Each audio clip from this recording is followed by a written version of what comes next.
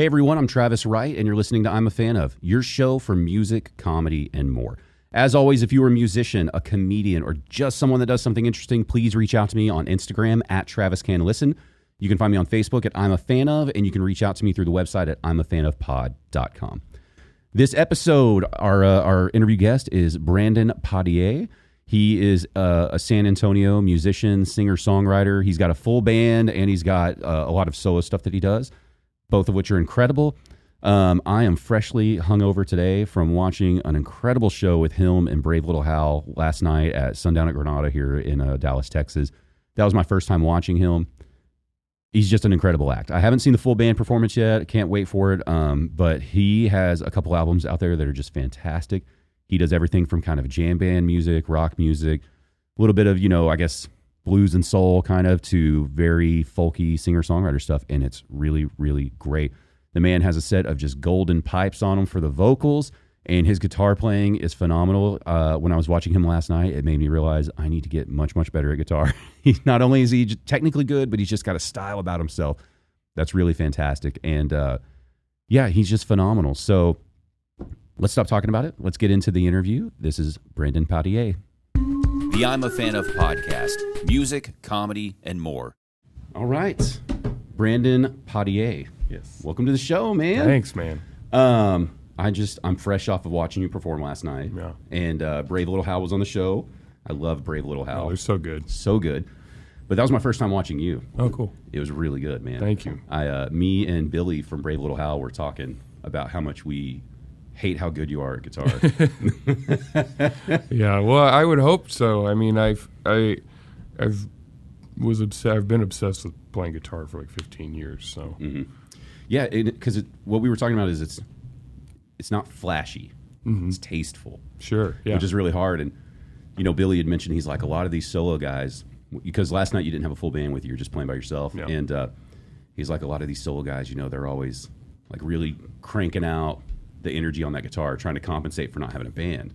And he's like, Brandon's just kind of sitting in his pocket. I was like, damn, so good. Dude, but anyway, I appreciate it. Yeah, I love the playing. I would love to hear the full band version next. So next time you come back up here, hopefully it's with a big band. Yeah, that's what I'm hoping for. I love playing with the band too, because I feel like, I think I was telling Billy this too, we'll get booked for things because they'll hear my music and they're like, oh, he's country adjacent and Americana, that sort of thing. And then when we go, because all the records I basically play all the stuff on, so I can kind of dictate the general vibe. But whenever it's with the band, I always tell people like we're basically just a jam band in disguise, So we'll get up there and we'll space out some of those songs for like 10, 15 minutes, and they're like, that's not what we were expecting, but we love it even more. Yeah, it definitely goes more into even on the album, like you hear it, not the most recent release, but the previous one, Brothers of the Flood, right? Yeah, that one, you hear that rocket vibe heavy into it. For sure. And so I can only imagine. When you play live with the full band, do you use an acoustic or electric? I do electric. Electric? Yeah. Oh, man, yeah. So it's going to be totally different. For sure. Yeah. Last night I got that taste of all the finger-picking goodness you had. For sure. That's cool. Yeah. I love being able to kind of do a mix of both. But yeah, when I'm with the band, I prefer to play electric with them because it feels almost impossible to try and keep up with a band on an acoustic guitar, and I feel like you end up having to like slam it more, and I hate doing that. So I'd rather just play electric and like just be able to be on that same like a level playing ground with them. Yeah. Which one do you prefer playing more? Not guitar wise, full band versus solo. I know you like them both, but like if you could only choose one way, the band for sure. Yeah. Because a lot of my solo stuff. I was telling Billy this last night as well. I have a mental designation between shows and gigs.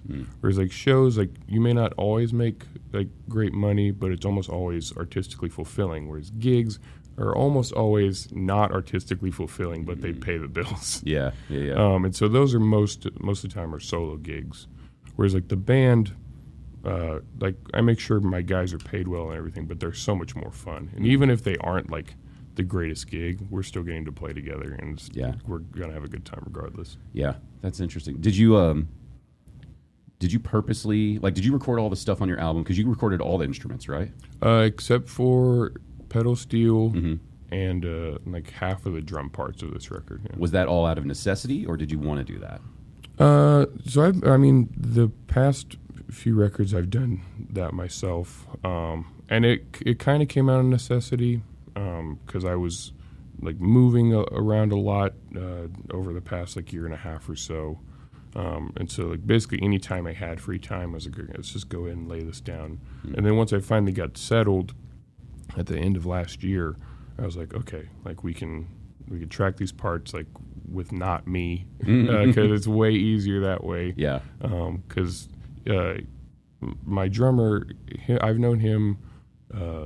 His name's Cameron. I've known him since we were in high school together, and we've been playing for about that long. And so he really understands my music well. So he can come in, like even if I don't have an idea, most of the time I'll have a general like rhythm for him to play off of. But he can come in and listen to the song, be like, okay, I'm gonna do this, and it's just there.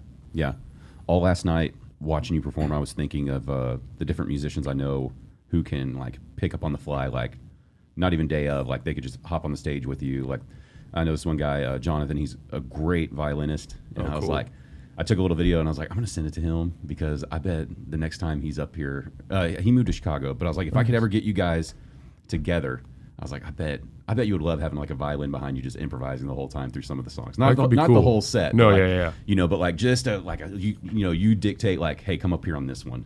And that's what I kept thinking. I was like, man, all the one-off instruments that you could collaborate with just for like just this show, just that show, like you can have a lot of fun because the way you play it with your acoustic, it's like it's the same songs, but there's just such a cool different vibe to it. Yeah, for sure. Yeah, it's really fun. Yeah, I feel like your ability to perform in like almost any kind of venue is it's kind of a rare trait. You know, most people they're like, I have to have the band, I have to have this.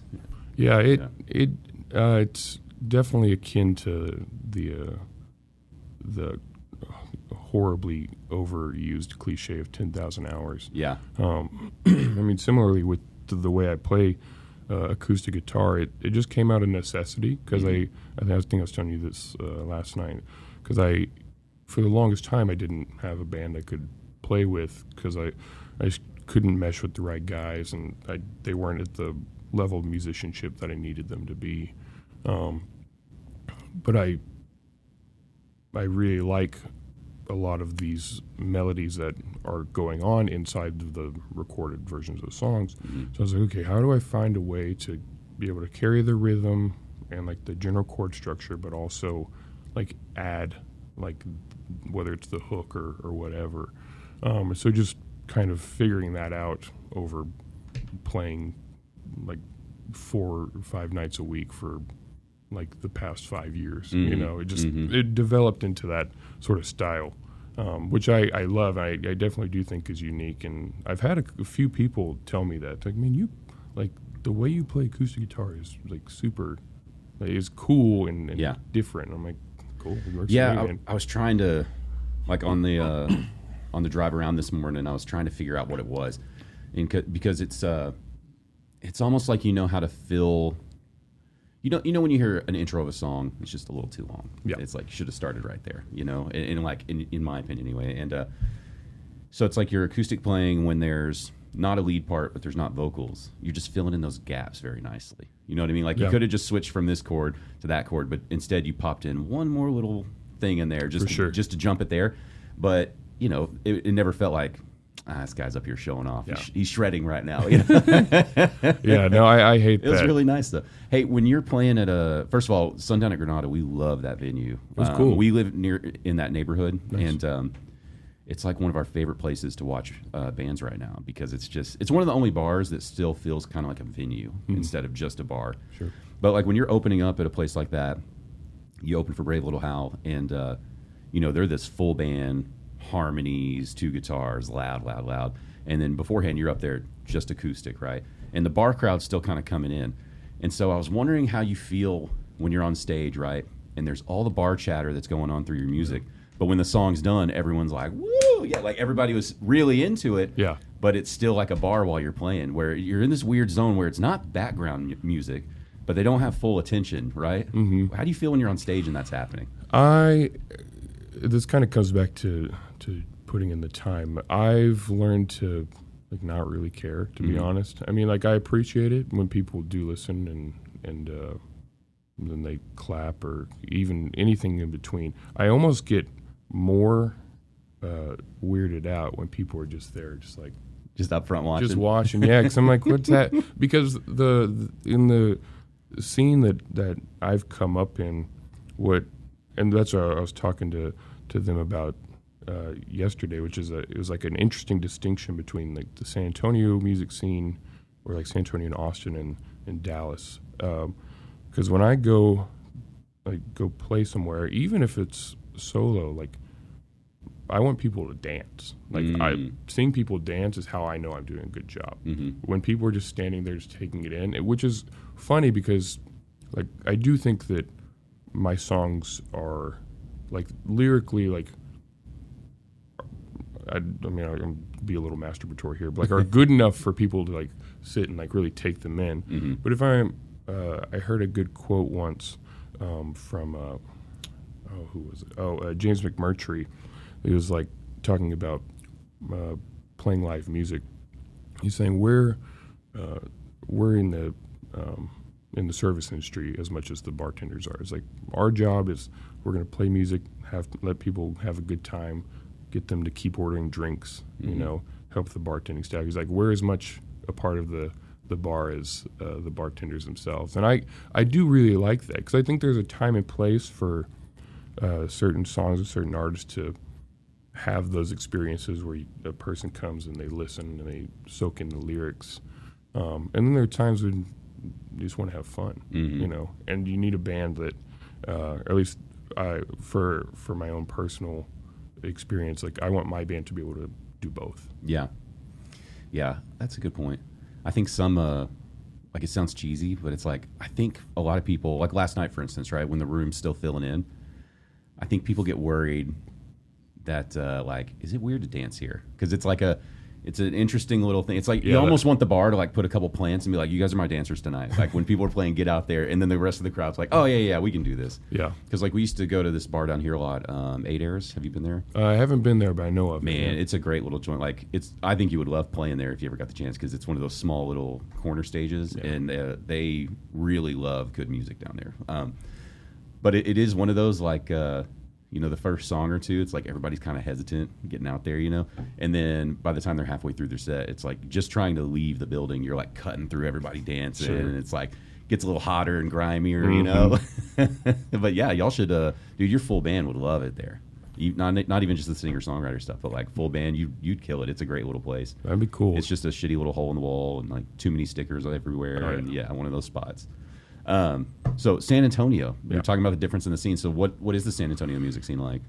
Well, that too is even every show's at the Alamo, sort right? of exactly. Alamo or the Alamo Dome, no in between. It's an interesting scene for sure, because I wouldn't say it has a cohesive like unit or vision, but there are these interesting pockets of I'll call it like underground, like different types of music. So, I mean, I kind of exist in, I guess we'd call it like the very broad country scene. I wouldn't necessarily say I play country music.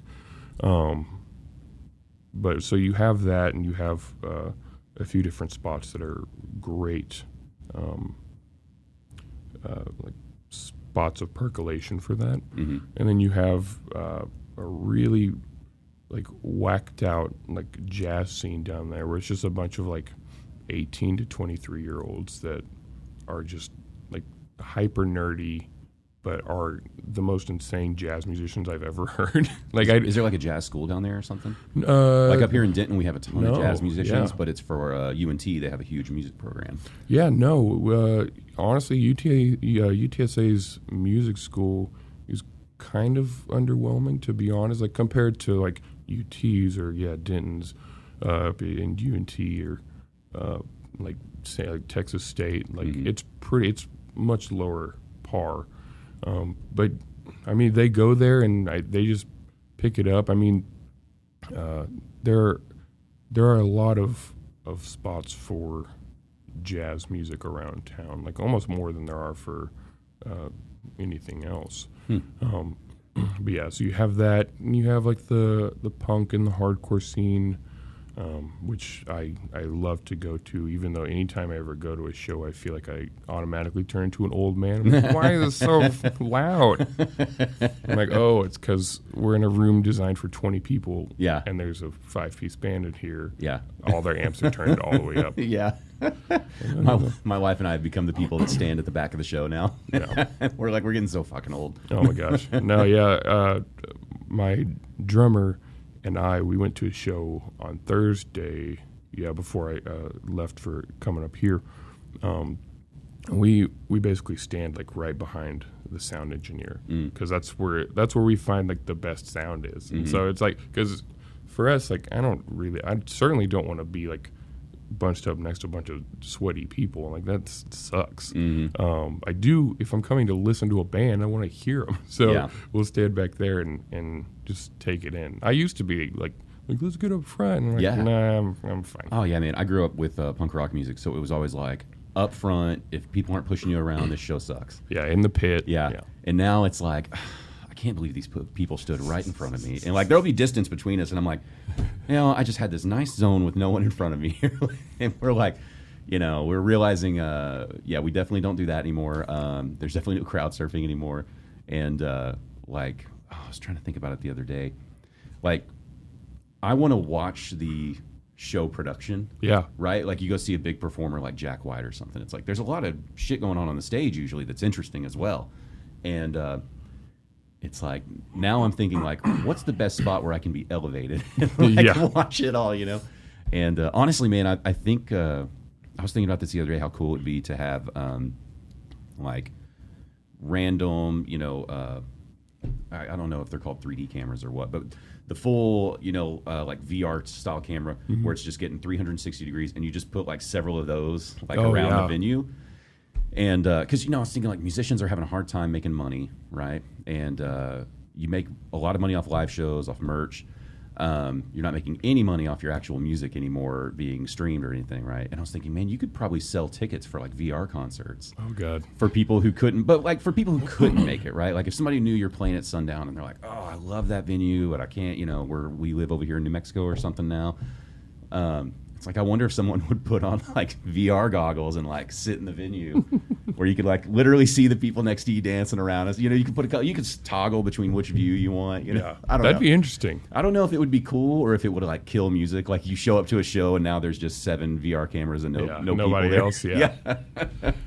You'd have to make it like a little bit cost prohibitive, I think, just to be like if you can't come to the show, that's fine.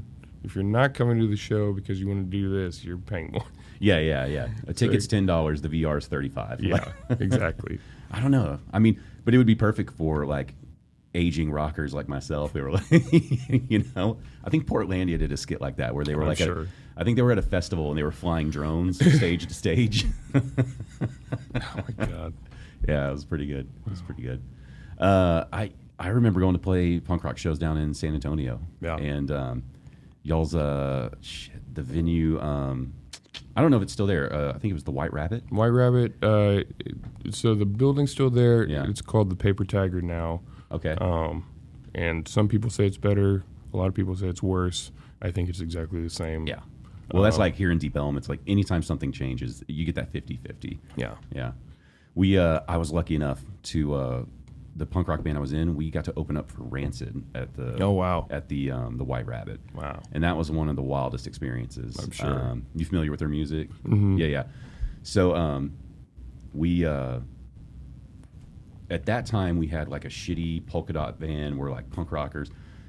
We were going all over the country for Warped Tour. We were just trying to sell CDs, because we still had CDs then. Sure. We were trying to sell CDs at the gate as people were coming in and out. We're just sitting there with like headphones and a fucking CD player, like, check out this band. We're trying to sell stuff, and it was working. I remember those bands, dude, we were moving like 100, 200 CDs a day because you realize it was just numbers. There's like 20,000 people at Warped Tour. So if you can just sell to 1% of those, you're doing okay. Yeah. And so anyway, like months before we were doing this hustle, one of the Hellcat Records bands I think it was The Unseen.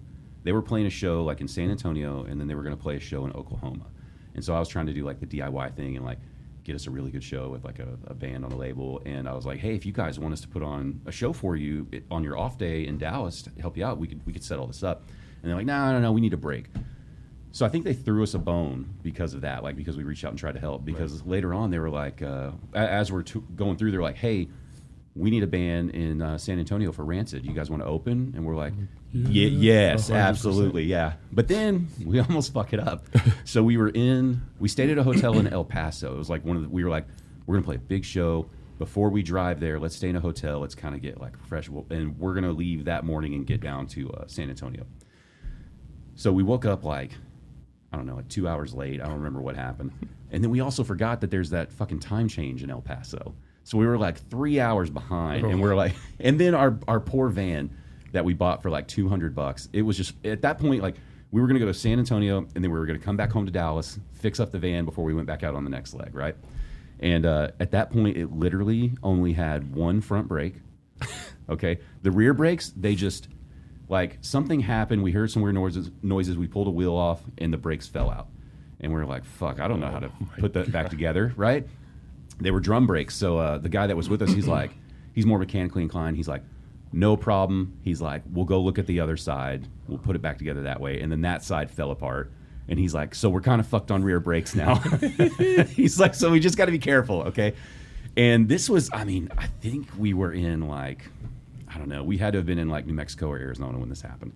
So then one of the front brakes kept overheating because it was being used too much, and it would just stay clamped. Oh God. So we had to remove that one just so we could drive.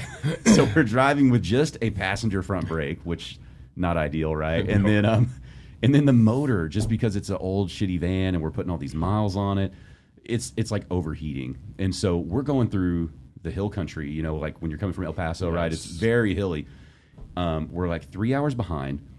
I think the speed limit is probably like 75, but we can only get the van to do like 55 up these hills. You know, it's brutal on this van. We're pulling a trailer or no, we weren't pulling a trailer at that time, just the van.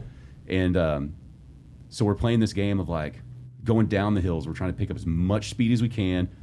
And then we as we're going uphill, we turn the heater on and we're baking ourselves out, just trying to take the heat off the engine. The van didn't have any AC, period. Anyway. Oh, gosh. And it's the middle of summer, right? And so we show up to this Rancid gig, like dream gig, you know, and we're running way behind. Like fans are already lining up outside for Rancid. They're going to open the doors soon. And this was like cell phones just weren't as easy to use as they are now. So we're trying to call like a number at the venue. We can't access email. We're just trying to call numbers, and no one's picking up, you know. And we pull up. We got a polka dot van. It's got punk rock stickers all over the back windows, and we pull up back to the thing, and the like the venue manager or whoever is like, I guess you're my opener. And we're like, we are so sorry. And they're like, don't fucking care. They're like, you're gonna sound check through your first song. Get all your shit in there, please. and they were just like, not fucking cool. Like, and we're like, we're just so sorry. And in the meantime, like, Rancid is like hanging out by their tour bus over there, and you're just like, God, I fucking love these guys, and we're fucking this, we're ruining this, you know. And so we get all our shit up there, and literally, like, I think after we put everything up there, it's like I broke 2 strings on my guitar right then. I don't remember what happened. So I'm like throwing strings on, you know. Lars Fredrikson's like walking past me. I'm like, hey, man, you know, he's just like fucking amateur over here, you know. And then I got stunned a little bit. Matt Freeman, the bass player, walks by, and I was like, hey. And he's like, hey, man. I was like, we're opening for y'all. And he's like, yeah. You know, and I was like, I've always wondered if you've ever listened to him play bass, you know, he's got such a unique style of bass playing, and he's really, really good, but it's just, he plays it his own way, really. And I always wondered, like, how do you just kind of make your own version like that? You know, it's so incredible. And I was like, what'd you listen to growing up? You know, and he's like taking a drag on a cigarette, and he's like, The Who. And then he just walks off, and I was like, that was the coolest thing that has ever happened to me. Like, that tracks. Yeah. Because, Entwistle's a fucking wizard on the bass. And so what that probably is, Lynn, if I could actually break it down and make it actually boring, is he tried his best to play like John Entwistle, but was bad at it. And it was like, oh, but this works. Yeah, he's like, I'll just go a lot faster. Yeah. So then as I'm restringing it, Tim Armstrong just walks up to our van. He doesn't say anything. We're not sitting in the van. We're sitting outside, like on the back steps. He walks up to the van, just swings open the doors and starts moving our shit around and starts taking pictures of the inside of our van. And like, because he's just always been about photography and art and film and little documentaries. So I guess he was probably trying to put some kind of a little tour documentary together. And I was like, man, Tim Armstrong's got pictures of our van somewhere. And, he probably doesn't have that shit anymore, but it was just fun. And then like we screwed this whole thing up so much. But then like once we started playing, everything was fine, obviously. And the band was just like so cool. Like when we were done with our set, like Tim Armstrong like comes on stage, takes a picture with his camera with us, and we're so nervous we don't even think like, can we get a copy? Like, And then they set us up like they just brought us a tub full of merch. It was like vinyl records, shirts, all. And I was like, damn, that's so like you came in and screwed up big time, and they were still super cool with you. And I was like, that's always going to be my best memory of San Antonio, I think. Nice. That's a good memory. It's a great memory. It's like, it'll probably, nothing like that will ever happen again for me musically. That was really cool. And then, of course, they never asked us to be an opener again because we fucked it up so bad. Yeah, that's what the care package was. Like, here you are. Yeah. Don't ask us for anything We'll call else. you. Yeah. It's not us, it's you. Yeah, the White Rabbit, man. That was a fun little spot. Yeah. I mean, see, basically now... they do less. I think the reason people don't like, or some people say it's worse, because they don't do as many like local shows there. Mm-hmm. But if I'm being honest, if I'm being completely honest, most of those local shows were like 8 to 10 band bills playing 15, 20-minute sets, and all the bands sucked. Yeah. Like, and I love my city. I have so many friends and people I love in the music scene down there.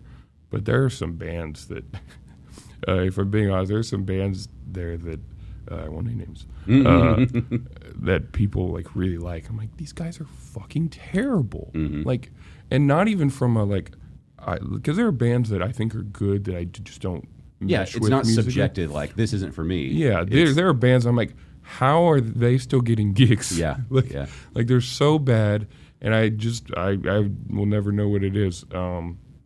But yeah, so that's why I'm like, I'll take the Paper Tiger any day because they're they don't do as many local shows, but they do bring a lot of really cool acts in. It's like I saw the Mountain Goats on Thursday, who I think are a better studio band than a live band, but it was still a cool experience. And like His Golden Messengers played there before, and it's like they bring all these great like regional acts that will actually come south enough to San Antonio. They'll bring them there.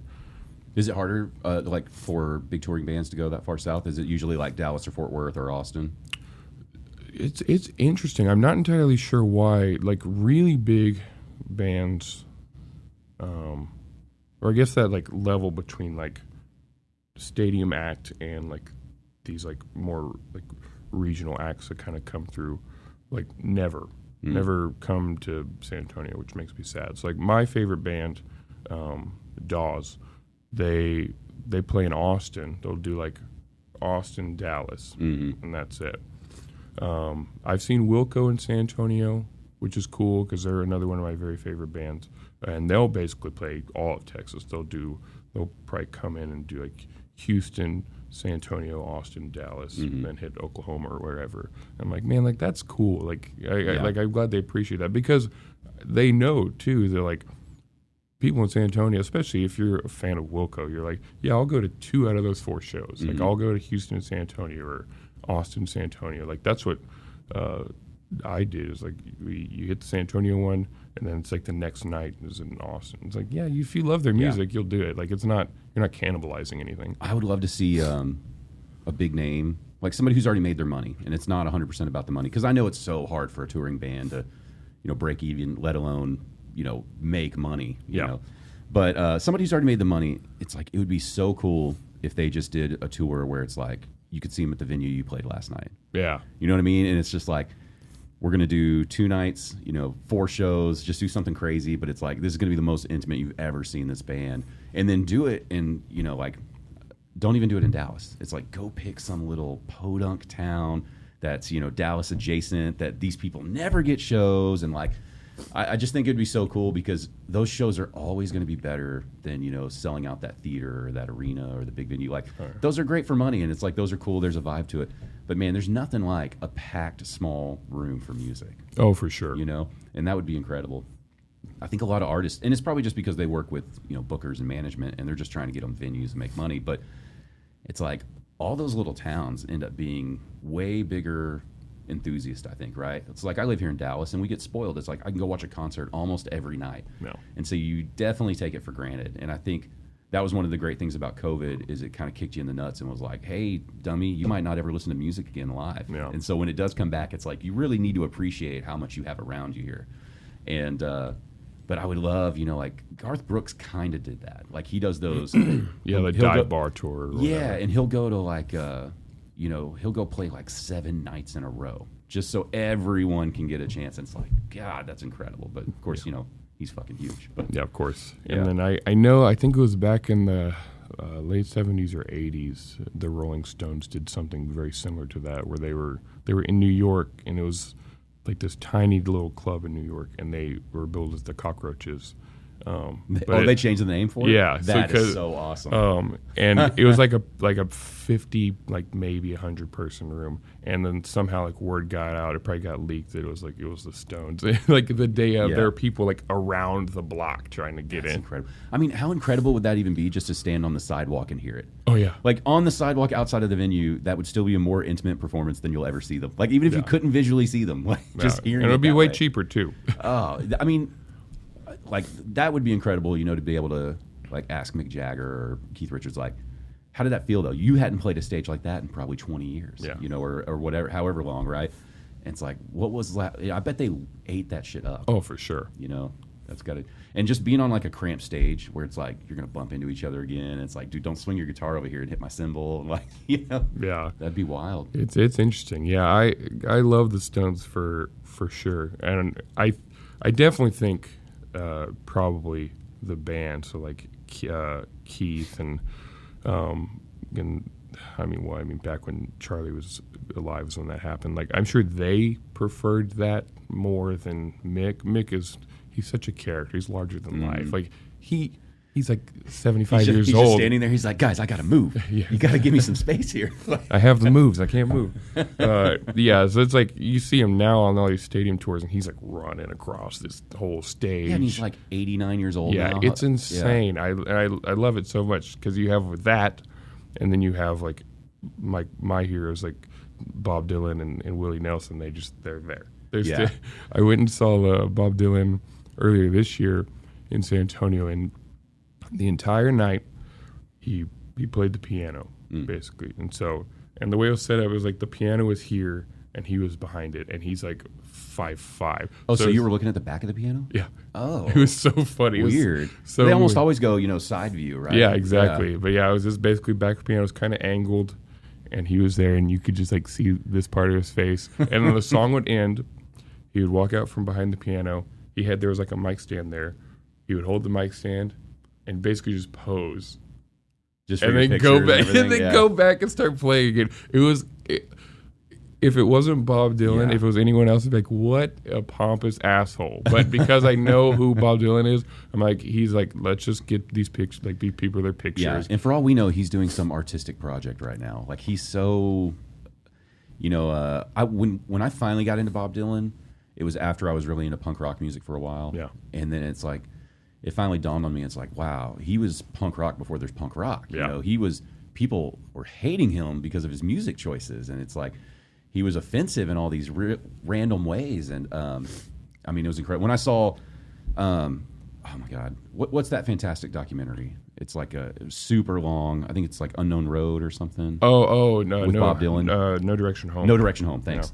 Yeah. And when you see like all the stuff he was going through when he switched to electric, and it's like these people just crazy. fucking hated him, and you hear like the who was it? Was it Pete Seeger who's like, when he was playing electric, he's like, I was looking for an axe to cut the fucking cable. And it's like, just thinking like, dude, in that generation, you were like the liberal, like, kumbaya guy, let's get all this going, you know, Pete Seeger. And it's like, and that was too offensive for you? The electric guitar, you know, it's like, it was really eye-opening. And it was like, okay, yeah, this guy's on another level. It's like guys like him, you know, Prince, where they're just so ahead of it, you know.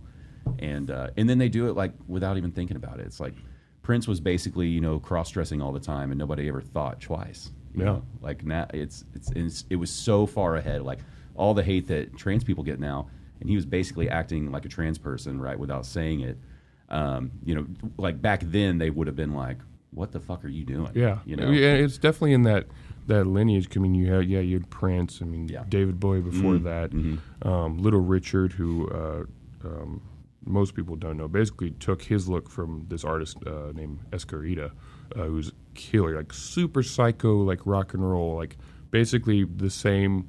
Basically, like it's Little Richard before Little Richard. Like, had the huge hairstyle, like put on lipstick, and like was like very effeminate, but like still had this like hypersexuality about him. And he's one you forget to credit about that stuff, just because what was that? Was that 50s?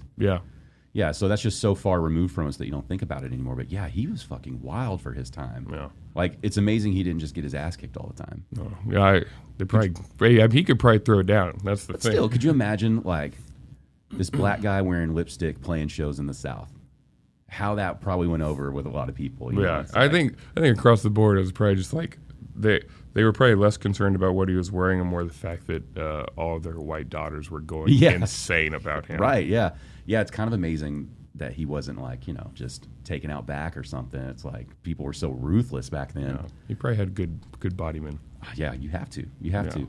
Yeah, and it makes you wonder, like, what could you be doing right now that would push the limit that hard as a performer, right? Yeah. There's almost nothing you could do anymore that would be that jarring for, like, a generation other than just crazy, you know, like, lewd things or something. Yeah, and I mean, there are definitely artists that do that and have did that. I mean, there's, like, in the punk scene, there's, like, Gigi Allen.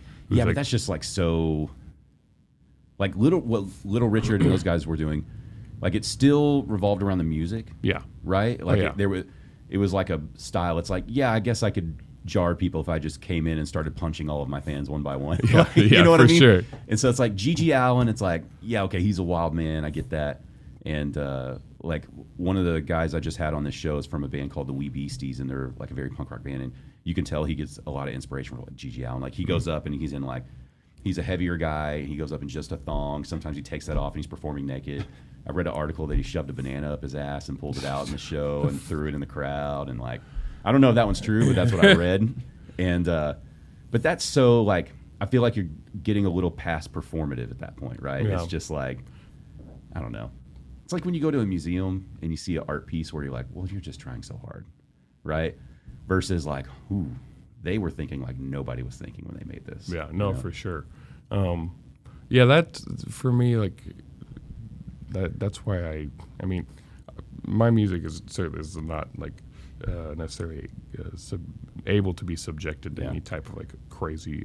So I'm to understand you will not be putting bananas up your ass. Well, it remains to be seen. Okay, all right. We're not taking it completely off the table. No. Yeah. It's in the maybe box. Yeah. Where's your show this weekend? People can come see if you put the banana up your ass. Yeah. Native Station. Yeah, come on through. But yeah, it's for me. I love like there are certain acts that I love that are hyper performative. But for me, I've always like I cared so much about the song. Mm-hmm. Like and that's what I think with Dylan is. He's like, I don't care if you don't like electric guitar, or I don't care if you like don't like these like 80s sounds. Like I'm gonna do what I want to do because I think it sounds best for these songs. Mm-hmm. I'm like, that's great. Yeah, I'll take that any day. Well, it's almost like, did you watch the biopic about James Brown? No, I didn't. It's pretty good, and there's it just sucks when it's like biopics because you never know how much is written just for the movie, right? But he kept having these moments where, like, in the movie anyway, where people would really start to love, like, that's James Brown, he does this. And, like, in his mind, he was doing some Christmas show, I think, and there's, like, all these white people in, like, Christmas sweaters, like, dancing to his music. And in his mind, like, in the moment, he's like, oh, hell no, I got to fucking flip this, And that's when he turned into, like, I'm wearing no shirt and a vest and, like, I'm black and I'm proud and all this. And he kept just switching it, knowing like I want to alienate these people and show them don't put me in a box. Yeah. And that's what I think Dylan was really doing too. Is like right when he was becoming like, he's the folky guy, he's the he's picker. our folk hero. Yeah, he's just like, let's just turn this amp up real quick. Yeah. It's pretty incredible. Yeah. I still, to this day, can't get up the nerve to buy a ticket to watch Bob Dylan because I know his voice is so different now, and it's like, he's like the only musician where I'm like, I think I just want to remember him for studio albums and never have a chance to taint, my view of it. I think that's perfectly fine. I had a friend one time, we were talking, she's like, yeah, I went and, it wasn't this past time, but it was a couple years ago. She's like, yeah, I went and saw Bob Dylan, and I hated it. And I was like, what? Like, why? She's like, oh, he didn't play any of the, like, my favorite songs. I'm like, yeah, you shouldn't expect that from Bob Dylan. Ever. He's not going to give you exactly what you want. If you ever go to a Dylan show expecting to hear like Times They Are Changing or like Sad Eyed Lady of the Lowlands, like he's going to do what he wants to do, and you just got to expect that. And you have to if you're going to see Bob Dylan, you have to understand like that's his that's his MO, that's the way he sounds now. Honestly, the tour I just saw him on, he sounds really good. Like he sounds old and like ragged. But for the songs, it sounds really good. But yeah, I don't blame anyone that's like, let's just remember him as he was. I mean, unless it was really crazy. Like if I showed up and he comes out and he's like, tonight we're going to do 2 hours worth of covers of Sesame Street songs. I'd be like, all right, Bob, cool. I'm going. Let's go. I'm going for the ride. But no, I think he'd end up playing some songs that I really love, and you'd just be like, it's just too different. Yeah. But like we did go see, we got really lucky. So that venue that you were at last night, Sundown at Granada, I don't know if you noticed the big theater next to it, the Granada. So I'm on their email list, just for updates or whatever. And I was literally like in my email, and the email pops up for a pre-sale for Willie Nelson at the Granada. Oh, wow. And I was like, holy shit. And they're like, 2 nights only. This is it now, pre-sale now. And so I went in there, bought 2 tickets. And by the time I got done checking out, I was like, fuck, I should get 2 more. Some friends are going to want to come. Boom, it was sold out. Yeah. Sold out in 4 or 5 minutes, right? And that was one of the most incredible shows I think I've ever watched. To see, like, such a legend, such a master at his craft, because it was kind of blown away. Like, I realized I've only watched people that are relatively young perform in bands, even famous bands, right? It's like, I'll go watch Sturgill Simpson, and his players are all, like, under 60, right? So even though they're amazing, it didn't dawn on me until we watched Willie Nelson, where you're like, he's been playing with the same band for like 45 years. Yeah. And they were just so tight. It was just so flawless on a level that I hadn't. It's like, I think the only other time you hear something like that is if it's like an old small town church band that has been playing on Sundays for the past 45 years. Oh, and for sure. You know what I mean? Like, you never hear musicians that tight, that flawless. And then it was really funny too, because like the show ends and it's like, it's early, it's like 10:30 or something, and I'm like, I look at my wife, I was like, is that it? He's done? And she's like, he's in his 80s. And I was like, oh yeah, no, he's a fucking old man. Like, he needs to go to bed. Well, yeah. What probably happened was he probably got off stage and started smoking so much weed. Yeah. But I mean, it was incredible. Like, you see his arthritic hands. No. And he's another one of those players, like the way he plays that classical guitar style, but with country music, and like he's a really like he picks really hard on the string, right? So it's kind of jangly, but not really. I don't know how to describe it very well, but watching him do that live, where it looks like his hand's gonna crumble into dust, but then he's still able to play those notes just as strong. He's still, because you don't think of him as a phenomenal guitar player, right? Because his songs aren't guitar driven necessarily. Yeah. It's an underrated style for sure. Yeah, and then you listen to him, and you're like, you can tell a Willie Nelson lick, lead part so quickly. It just sounds so different. And it was a really, really, really cool show. Like, I'll never see anything quite like that again. Because I'm not ever going to see a musician that old with a band that tight who has incredible songs and is able to still play them all. Yeah. Because like you said, even Bob, it's like you might show up and he's like, we just released a new album. We're going to play nothing but that. Yeah. What do you think is your best concert that you've ever watched? Like, when you think back of like, I have never watched a show this good because of whatever, So probably man. It's tough, right? My first time seeing Wilco is up there. The one that is highest in my head currently is I went and saw Dawes in Chicago for my birthday last year. So they're playing this theater up there. And do you know Dawes? Yeah. Did you fly up just for the show, or did you happen to be there? I flew up just for the show. Oh, that's and cool. I just wanted to spend some time in Chicago for my birthday, but that was specifically the reason. And so like they've started to drift into more like jam band territory, which is like I eat that shit up. And so I went, and I've seen them many a time, but always in Austin or wherever. And they're always really good. But yeah, this time they just, it was just great seeing them in like an indoor venue. Like I was really close to the stage. They're playing at such a high level. Like they had a good light show and everything, but for me, like I always really focus on the musical interplay, and every single one of them are just killers. And it was a great show. So that one's up there. I saw Jason Isbell in New Braunfels one time, and that boy can rip on guitar. And that's just what we were talking about too. Like New Braunfels is not like, it's on the map, but not for musicians to swing in there. You know? No, yeah, they have an amphitheater there that a lot of those style of cats play, and most of the time it's like Texas country stuff that like some of it can be okay, most of it to me is just kind of generic. Like it's just like 1 degree of separation away from like trash bro country. So I'm like, yeah, it's not. But then every now and then you'll like Bob Dylan played there once, Isbell's played there, Sturgill's played there. I think ZZ Top played there before Dusty Hill died. So yeah, like they have like the spot for both cool and less than cool. But yeah, it's definitely it's a hidden gem out there. That's pretty badass. The best show I've ever watched. Do you know the Violent Femmes? Yeah. So everybody knows like their big hit, Blister in the Sun, right? But they've got one album. I can't even remember the name of it right now. Whatever that song is on, the rest of that album, like that's literally the first song, and it's fine, but you've just heard it over and over and over. But from song 2 on, you're just like, this is such an incredible. Again, like for the time that they released that, it's like nothing sounded like this. And so anyway, we go to this festival that they're on, and we're there to watch like the Violent Femmes, Alabama Shakes on it, and then of course there's just like very random bands, like Third Eye Blind was on it. And so anyway, the Violent Femmes I think they're co-headlining. I think they're like second to last. And I was like, well, this will be good. They'll play a couple of the hits, and they're older now. I'm sure it'll be okay. They come out, and it's like, I forget how nerdy those guys are. Yeah. That they're like literally the lead singer is a shorter, nerdier old guy.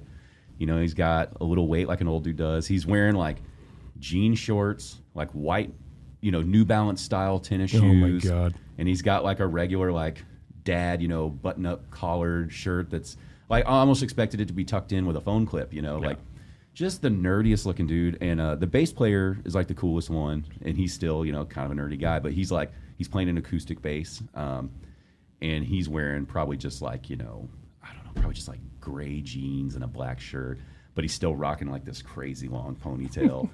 And the drummer comes out, and they don't play a traditional drum kit. It's like a stand-up kit, and it's got like random things like a beer keg and stuff on there combined with a couple regular drums, and he's playing with fucking brushes the whole time. So you're thinking like, we're at a festival, an outdoor festival, and this guy's gonna play drums with brushes, and they came out, they didn't fuck around. That album that I love, they literally just played it front to back. Wow. They just went in order of the track listing, played the songs, and it immediately like took my wife and I back. We are like, third row now. We worked our way up through the crowd. And then us and the whole crowd, it's like word for word, every song, everybody knew it. And you're like, this festival was in an area up here called Plano, which is more of a suburban area. And we were like, Plano, Texas? Like, you guys know all these words? Like, and it was young, old. Like, it was this incredible mix of people. And watching 3 dudes, playing acoustic instruments and a beer keg or whatever with brushes. And it like filled out this huge festival show. Wow. It was incredible, man. That's so cool. And it made you realize like, it really does come down to just like the songs you write and how much you love performing them. Because you looked up there and these guys were just still having a blast, and they've been playing the same fucking songs for so long. Like they should be bored of those now. I'm like, I don't really want to play this anymore, but here it goes. And they ate it up, man. They loved it. Like they opened up with their biggest hit ever. Yeah. You know, like nobody does that. Yeah, it was an incredible show. It made me rethink like what a concert should be like, because people are so formulaic about it sometimes. Like, you know, you got to open with something kind of soft, let people get used to you, and then once you get in there, you hit them with something heavy, and then you bring it back down a little bit, and then you close huge, and don't forget to talk about your merch when you're in there, and like, you know, and these guys are just like, nah, we're just gonna play some music, man. Yeah. And he like, I could run into him, you know, at fucking Costco, and you wouldn't think mega musician, you know. Yeah, you wouldn't think twice about him. Yeah, you'd probably be like, get this weirdo out of here, man. Like, it was so cool. It was so cool. Easily, like, there's a bunch of punk shows that I loved watching, but something about that one will always just be so special. Yeah. You know, it was just the most unexpected great show I've ever seen. Man, that's fun. Yeah, it was really fun. Yeah, because I'm not like the biggest music festival person, only because, I mean, I like seeing all the bands. I think it's because we live in Texas, and I already have to subject myself to 110 degree heat, like on the reg. So I'm like, oh, I'm just gonna go spend 3 days in that and pay money to do it. All right, Yeah. sure. And Yeah. I'm And only get to see half the bands you want to see. 'Cause Yeah, they're exactly. playing at conflicting times. Yeah. yeah, and just be horrifically like dehydrated and hungover because I cannot find water anywhere. Cool. Yeah. Great. Yeah, that's a young man's game. I went to ACO in 2013, and also I feel like sometimes I'm one of those old guys. Like the lineups suck more and more every year, but they kind of do. Like I mean, they'll put some good artists in there, and then just fill it the rest of it with like, and not even stuff like I haven't heard of, but it's just like, that's like a weird like pop act. Like all their headliners now are these like kind of generic-y like pop Well, you know what acts. they're doing? They're doing what you were talking about with the White Rat at local shows. It's like they're putting all these bands on because they're hoping like, well, if each band moves this many tickets, then we'll have a full crowd. Yeah. And then the festival, like I honestly think Warped Tour, like music aside, forget the style of music. I think when that started, like probably the first 5 or 10 years it was going, that was probably the best festival that has ever existed because the tickets were so cheap. Yeah. The bands for the genres that they were in were high quality. Yeah. So for $25, you could literally, there'd be 30 bands. They were all incredible. It was one day, you're in and out, and that's it. Yeah. And the two stages were side by side. So even if you were waiting for this band, you could still kind of watch that band. I thought that they did it better than any festival has ever done it. Like you weren't walking all over town. And now it's like people throw these festivals to try to make crazy amounts of money. Yeah. And I think that's what ruins it. Is it's hard to be like music lovers and put on these acts that are incredible acts, but maybe won't move as many tickets. Yeah, and two, it's because I feel like the 3 or 4 biggest festivals are so homogenized because they're all owned by C3 Productions. Oh, I didn't know that. And so so it's like ACL, Bonnaroo, I think Coachella and Lollapalooza are all under C3 Productions, and so that's why you'll see their lineups come out. Yeah. And Well, it's like again, the they've got a same- formula, right? It's like the same like 8 headliners, and then like some of the like smaller middle bands might be different, but like the big ticket, the ones that you're paying the $300 to go see, are almost always the same, which kind of sucks. Yeah, the thought of paying like $300 to go watch some shows. Like, even though there's all these amazing bands, you're just like, it's still, I revert all the way back to those Warped Tour days where it's like, I used to only pay like $25. Yeah, You know? I mean ACL used to be way cheaper. Yeah. It was like $50, $75 for, or it was like $100 for a weekend. Yeah. You know, Yeah. $50 for a day, or I think one time it was like, like $25 even, like way when it first started. Well, and now it's so huge, you know, the festival, ACL's, you know, specifically, it's like, cool. So you're going to drop $300 to $500 on your tickets. And then you also got to figure out how to get hotels in expensive ass Austin and everything, food, hotels, all. It's like, you're not getting out of there for less than $1,000 if you want to go to ACL. At least. Yeah. And it takes the fun out of it, right? Which is definitely like, welcome to the podcast, old men bitching about how it used to be. But I know. I just have an old man mentality, I guess. I don't know. Well, I think, like, I remember the guy that was putting on the Warped Tour stuff, Kevin Lyman. Like, I think he just loved that style of music. Like, he knew there was money to be made, but it came down to like the experience first. And, you know, that's why like they would do stuff that kind of didn't make sense at the time, like combining like, oh, we're going to have like skateboarders out here on ramps at the same time. And it's like, let's just do some fucking cool shit. Yeah. And I think that's what you need. You need some really like wealthy, a little bit eccentric guy to throw on these festivals where it's like, we don't give a shit about. I already paid the bands. The bands are paid. Let's just do some fun shit, you know. Yeah. And then I think you'd have the reverse effect, which is, you know, it would still sell out. You'd still make a ton of money. Oh, for sure. Yeah. They just can't be too eccentric though, because then you have what's that one out into the desert? Burning Man. Burning Man. Yeah. Not for me. Yeah. I have a very interesting Burning Man adjacent story. So a couple years back, I went. My ex-wife and I went to Loom for, I think it was her birthday. Yeah. And so we were there for like 5 days, and we were going. And this was before like Tulum was like everyone was going there, and now all the local people were like, please stop coming here. You're killing our wildlife. It was before that, so we were ahead of the curve. But we were going to explore the cenotes, or these like big like cavern, like underwater caverns basically. And we went with. We didn't know that we were going in like a group, but so we show up to the car that's taking us there, and so it's her and I, this older gentleman, probably like in his mid-50s, and then a girl that seems to be like our age. And so I just assumed like, I guess they're together. I don't know. And they're like, he was like he felt like the most straight-laced guy in the world. Like if he would have been on this beach town in a suit, it wouldn't have surprised me. But so we're going and we're driving. We're just making small talk at first, which is my least favorite thing to do. So I'm not doing any of the talking. My ex-wife was carrying that conversation. And then at some point during then, she was kind of talking to the girl. She's like, "Oh, what do you do?" And the girl goes, "I'm a connector. I connect people." And we were both like, "What do you talk? What? That's not a job." What? I guess it is now, as influencers are jobs now. But and so the conversation keeps going on, and so we go to the first cenote or whatever, and we stop for lunch, and they start kind of talking. They're like, "Yeah, like we've been together for a bit. Like I met him in New York, and like now we." Like he quit his job. I think he was like working at a law firm or like a stockbroker or something. He's like, and now we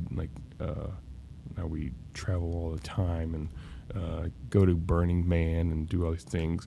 And he perks up and says, "Have you ever been to Burning Man?" Granted, we have to remember this guy is like 55 years old.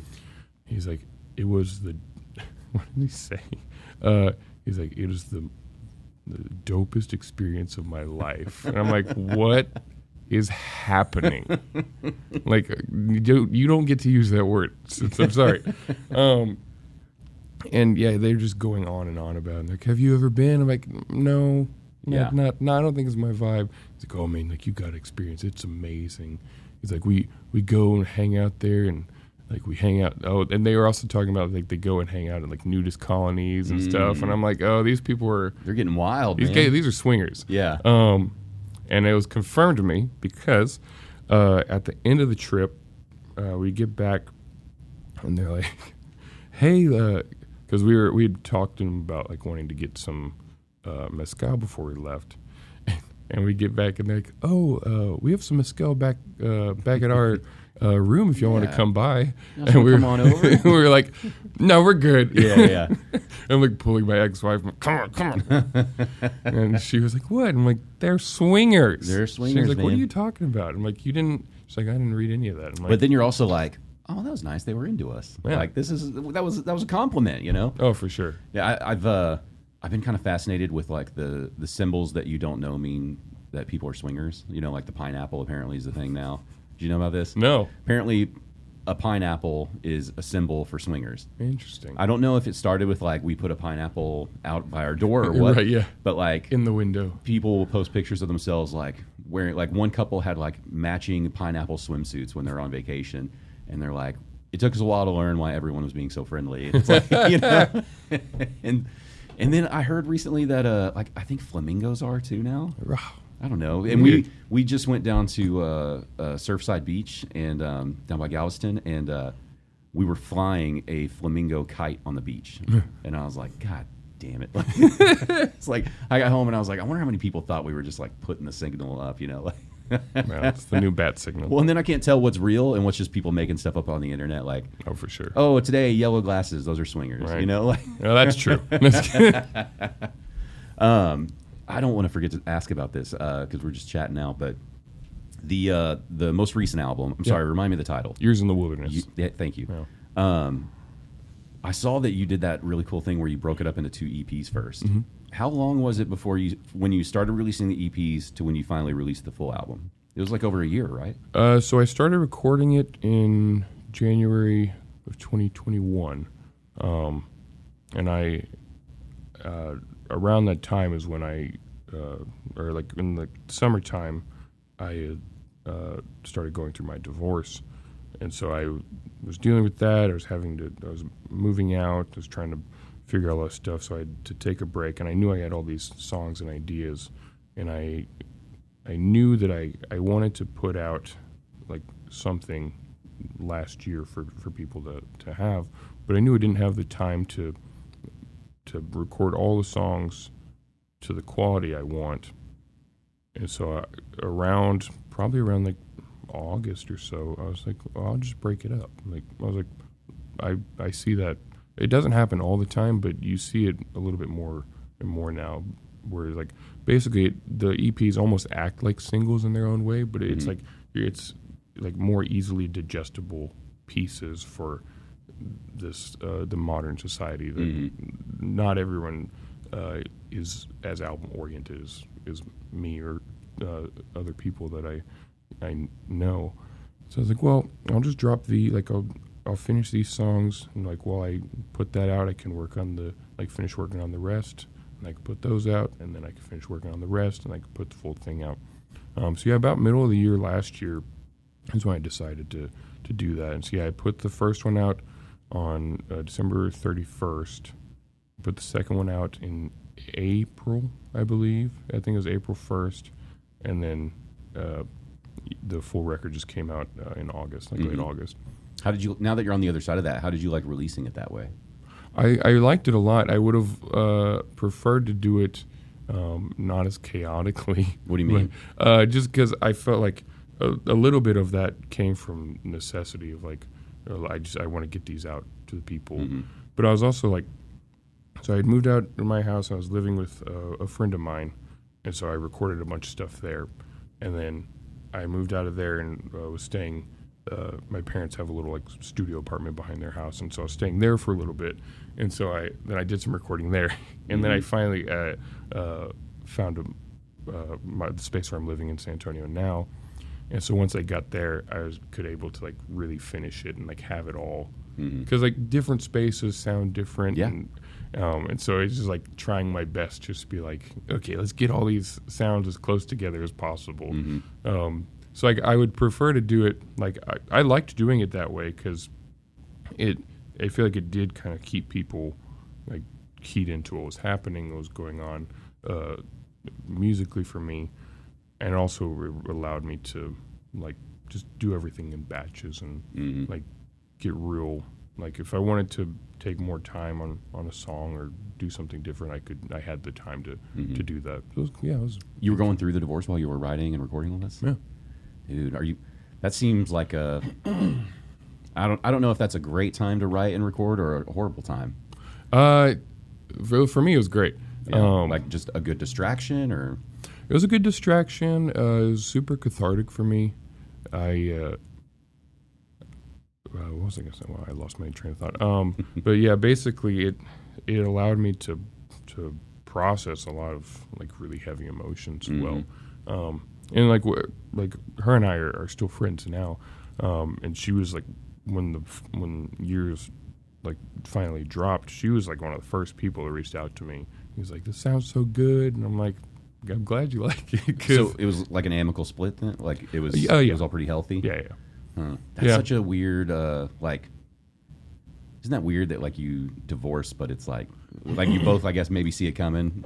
Or like, Yeah. how was it for y'all? If that's not too personal. No. It was we got married really young. Mm-hmm. So like I turned 29 this year. We got married when I was like just 23. Mm-hmm. And so we just grew into different people. Mm-hmm.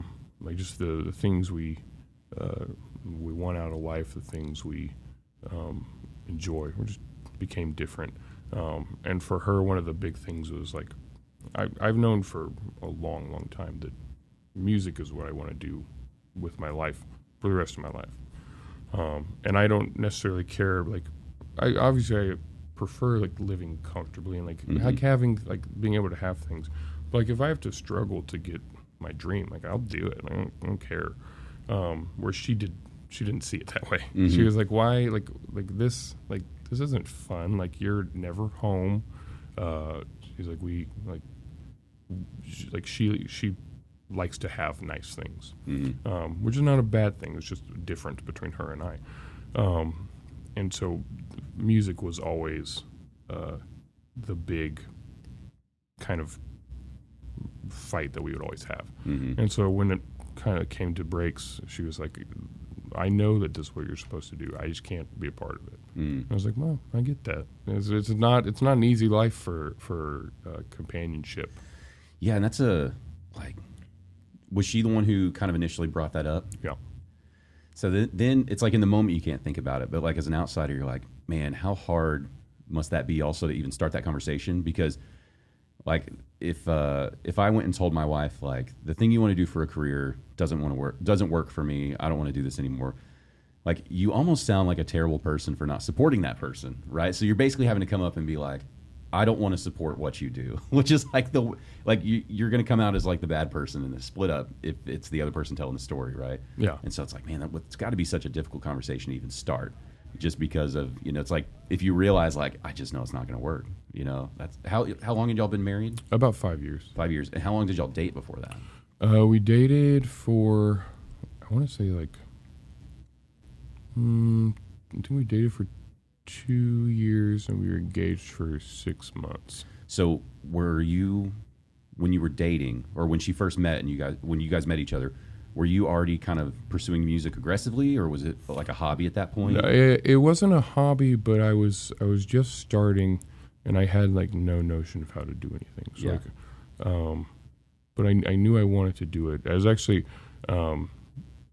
there's a very interesting time in both of our lives. Like we were still like very like deep into like church culture at that time. Mm-hmm. And at that time I was, my musical plan was to like be a songwriter and do those things, but actually be a worship leader, like a music pastor or whatever people call it now, a rock star for Jesus, and all that stuff. Yeah. And so that was their original thinking, at least in that vein, because I'd been in church for a long time, and people like really kind of jacked me off, and they're like, "Oh, you sound so good!" Like, Mm-hmm. So it's like you got the performance thing, and it was like the stable job, Mm-hmm. which is very funny because it did not turn out that way. And so we, like, I was doing that, and like I moved to Round Rock for a little bit to go work at a church up there, and they had like a residency program. And then we got married, and I moved back to San Antonio, got a job at a church down there. It went horribly because as I was joining the team, their pastor at the time was leaving, and so their associate pastor was coming in and like basically instituted like a my way or the highway thing. And I just don't think that he like liked that I'm not a yes man for people. I've never been a yes man for people. And if I disagree with you, I'm going to say something. I'm just going to be like, yes, boss, whatever. And they didn't want to pay us or pay me.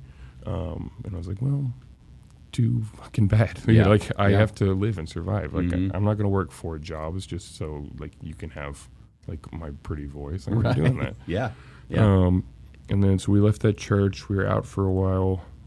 We started going to another church. And I told myself, I was like, I don't want to do music. Like, I don't want to play with these church. And that by that time, like, I'd been playing more. And then I started playing there. They ended up convincing me, and I felt comfortable enough. And then almost the same thing sort of happened, where her and I started going through some stuff, and we were like kind of asking for help. And they were like, okay, well, the first thing we're going to do is take you off the worship team. We're like, wait, what? Like, what does that have to do with anything? Yeah. But yeah, so it basically shifted from me playing music in the church as like the stable thing, and then like writing and performing my own stuff on the side, to basically this becoming the like my own music becoming the full thing, which I think in my head I knew all along is what I wanted to do, but I was scared away from that from just people around me. Well, early on too, it's like, it sounds silly. It's like you're gonna make your living off music, and it's like, you know how many people? Yeah, to adults or whatever. Yeah. Like the average person is, you know, that's the cliche, is like, oh, there's no money in that, you won't make it. And it's like, you might, you know, you can, like, you can. Just the Texas music scene alone, it's like you can gig around the rest of your life if you want to. I mean, it's there. There's money to be made. But yeah, telling, because the average person just can't comprehend, you know, that there's like your own way that you can take it, rather than that, like, you get a job here, you can move up here, you can move up that, and you can do all of that. Yeah. I do think that's why a lot of people are really depressed, have a lot of anxiety, is they just don't feel comfortable. You know, like if you talk to people like, what do you do? It's typically their job, right? And that's why you get into that small talk that you hate so much. You know, it's the weather, how's work, you know. Yeah. And I have to watch myself around like relatives, in-laws, those things, because they're just trying to be polite, friendly people. Or, how's work? And it's like, that's the last thing I want to talk about. It's like, I'd rather go like, oh no, I interviewed this musician, you know, and talk about that. But they don't have that. They don't have a thing. And that's why people, like, you know, you love sports so much. It's like that's an outlet to do that. And I think more people got to find that hobby that they love that much, and then they would feel better. But it just sounds silly to be like, I love pottery, you know? Yeah, like no, for sure. Every weekend I just hit up the pottery studio, you know, that always sound. And then someone who's like, I think I'm just going to open an Etsy shop and sell my fucking pottery, you know? And or I'm going to go to the, you know, they're having a convention, I'm going to get a booth. And it's like, just go do really weird, interesting shit while you have your stable job, you know. That's interesting for your wife, too, that, like, did y'all ever talk about how she kind of grew into that notion as well? Like, when y'all first met, she was probably like, oh, he's a musician, he does this. But it was never a career thing. It's just like, oh, I find it attractive that he plays music and sings. And yeah, I think... And then she saw the morph into, like, I think this is what I'm going to do now. Yeah, Like, she probably didn't think that was ever going to be something you would say in the relationship. It's like, I'm going to do music for a living. In like an individual way, like not with a church or something. It's possible. I did tell her, like, when we first met, basically, I was like, look, I want to play music, like, for the rest of my life. I don't know what that's going to look like exactly. I told her that specifically. I was like, I don't know what this is going to look like, but I know that's what I want to do. Mm-hmm. And so when it started morphing into that, I think one of the big kickers for her was when, like, everyone, like, was locked down in 2020. Like, you really got to see, because she was obviously working from home then, you really got to see how the sausage is made. Mm-hmm. And it's not always pretty. Like, the day-to-day life of an artist is not, like, super glamorous or glorious. It's not all bananas up the ass. No, it's not. Or maybe it is, right. depending on how you feel about it. And so, like, there'd be times where I, like, seemingly to her wouldn't be doing anything, but I'd be, like, trying to send emails or like working on a song. Mm-hmm.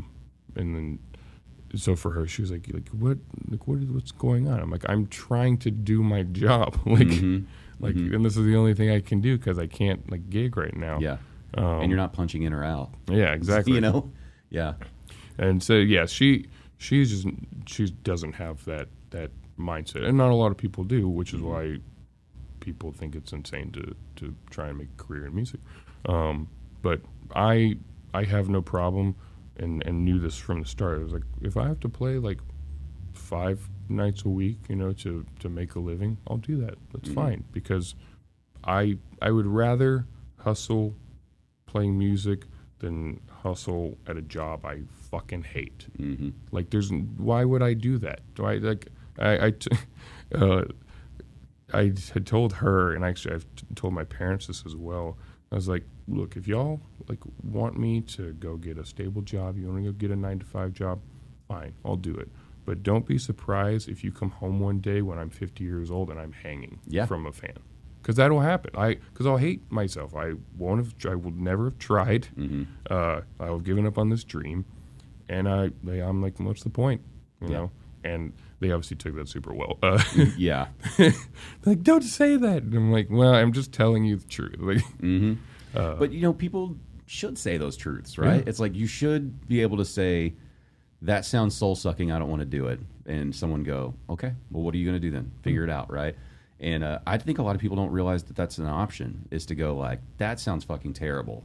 Yeah. Rather than, well, it's the smart move. It's something I should do. And it's like, man, smart moves fucking suck usually, you know?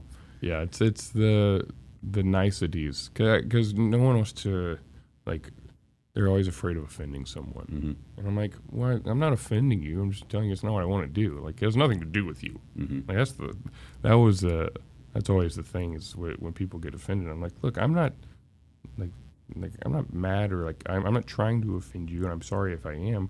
I'm just telling you, this is what I'm doing. Mm-hmm. This is what's happening for me. I can't go about it any other way. I think a lot of it too is people are.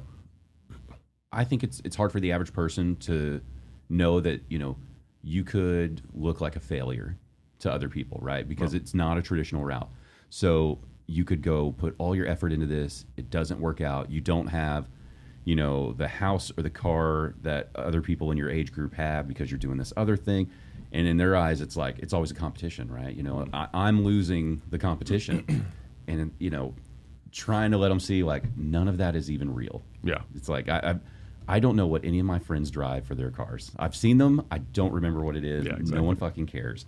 And, like, I talked to my wife about that, like, our house and stuff, you know. It's like, I don't remember anything about my friends' houses. It's like, I go in there and I might be like, oh, that's interesting. Yeah.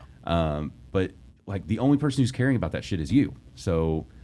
But there's that real fear of like, well, I don't want to look stupid, you know. I don't want to look like a failure. And it's like, I think you got to try it.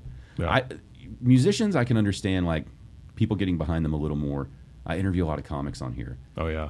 I don't know how any stand-up comic stays in like a stable relationship with a loved one who's like, I totally get why they do stand-up comedy. You know what I mean? Unless they're just already very successful. Sure. Because it's a similar thing, right? Like they're going out every night to basically empty bars, empty comedy clubs, working on stuff. They're not getting laughs. And it's like, oh my God. Like the fact that you found someone to care about you at all is like very impressive right now. Oh, for sure. And like, you know, but to me, it's like if you were at a party, right, or hanging out somewhere and you were talking to somebody and like, so what do you do? And they're like, stand-up comic, or I'm a musician. It's like, that's instantly so much better than I am a senior teams director managing a project over, and it's like, oh my God, just fucking kill me. Everything you just said sounds so boring. Like, unless you're working on like a rocket. Are you working on a rocket? No, it's very boring. No. You don't have a big red button? All right, nothing whatever. Cool? No. Yeah, I think that's the goal, is just to not be bored. Like, I try so hard to not talk about the weather. And I don't mean like have a full conversation, just be like, whoo, did you get that rain? And like every time I do that, I'm like, God, you're not supposed to be don't say this anymore, you know? Oh God, I know. Like just the niceties, you know, because it's always just like, nah, and it's like, I have an app, I can tell if you got rain yesterday. Yeah, like, because we're fine. I need to hear about your grass. Yeah. But yeah, it's funny. Yeah, cause I love stand up so much. Oh really? Oh yeah. Yeah. And yeah, being able to like find people that are kind of on the level. You also know from that, if that's what they're telling you is what they do, or like is that their career, you're like, oh, you're just as insane as me. Yeah. Cool. We're good. We're gonna get along great. Absolutely. Oh man, that's why I started this podcast. Is I realized like stand up and comedy. I mean, stand up and music are like, they're two of the things I just love watching the most, because I think it is so. Both of them look at everything we do as a society in a very different way, very unique way, you know. And it can all be done so differently. Like we've made so much music and so much comedy now that you shouldn't enjoy any new stuff ever. You should be it's like, crazy. You should be like, we've got it all. Guys, Yeah. we did it all. Just play what is already out there. We're fine. Yeah, and I was listening to Joe Rogan talk about comedy and music, and he'd mentioned how weird it is that like comics have to come up with new material all the time, right? But like if you write one amazing song, you can play that for 30 years. Yeah. Or if you're Jerry, the only I would say the only like outlier in the comedy world for that is like Jerry Seinfeld. Yeah, yeah. He's like he will, and he's like said that in like interviews and stuff. He's like I prefer to do my old material because they're coming to see like that material. I'm like, but it is it's such a funny like dichotomy there because it's true. Like if you get really big off that one song, that's what everyone wants you to play. Yeah. And it's just it's almost worse when you come out with new stuff. It's like when you go to that show and the band's like, so we've got a couple songs from the new album that's coming out next month. Everyone's always like, oh, okay, we're getting a beer right now. Well, let's go get a beer. And really, you should be like, new songs? This is incredible. Yeah. It's never that way. I know. I don't know why. I guess maybe music's so much more intimate. Like you almost need to listen to it by yourself before you can love it. You know, maybe. I don't know. Yeah, I mean that tracks for me. Mm-hmm. Yeah, I don't know. I do love when bands play new material. I mean, even if I don't know it, cool. I do think there's an intimacy there because especially if they're like a band that people like love to sing their songs and stuff like that. So like they feel like there's like we're just gonna watch, I guess. Yeah, as opposed to like not like you're not a part of it. There's no crowd involvement there. But for me, that I dig it. Like I like when I saw Bob Dylan, he played most of his new album. I mean, I knew it, but I didn't know like all the words. But I was just there to take it in, you know, just experience the whole thing. But yeah, whereas like with comedy, like I'm sure there are some like crazy people that might like have seen like a bootleg of like a Louis C.K. Like him working out his bits and. They're just insane enough to like mouth him with him, but like that's very much like I'm in control. Like you're here to see me talk at you, or talk to you. And that would be funny to see. Like, because you go to a concert, people sing along constantly, right? Wouldn't that be hilarious to see like 4 people reciting the joke at the same time, like loud enough for people to hear? They'd be like, and they're like, and then he opened the door, and it's like, and he's up there just like. You know how the band is always like you'll get halfway through the chorus and then you hold the mic out for the crowd to see. Like if he just held it out for the jokes, like for the punchlines. Yeah, I guess Bert Kreischer kind of does that. He does the Machine Story. That's right. Yeah, that's the best example. Yeah, they like ask for it now. It's like if he didn't do it, they would probably be kind of upset. Yeah. They'd be like, he was pretty funny, but he didn't do the Machine. Yeah, I feel like we didn't get our money's worth.